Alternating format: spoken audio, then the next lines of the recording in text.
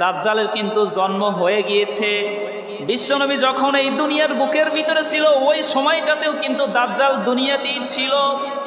দেখেন বিশ্বনবী যখন দুনিয়ার বুকের ভিতরে ছিল দাজ্জাল কিন্তু ওই সময়টাতেও দুনিয়ার বুকের ভিতরে ছিল।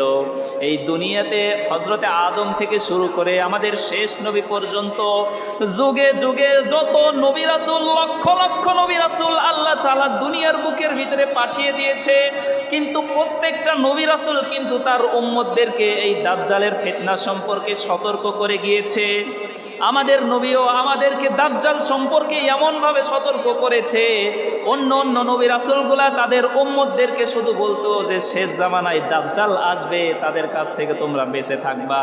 কিন্তু আমাদের নবী দাজ্জালের কেমন বৈশিষ্ট্য হবে, তাকে দেখতে কেমন হবে, তার শারীরিক বৈশিষ্ট্য কেমন হবে, তার ক্ষমতা কেমন থাকবে, শেষ জামানায় এসে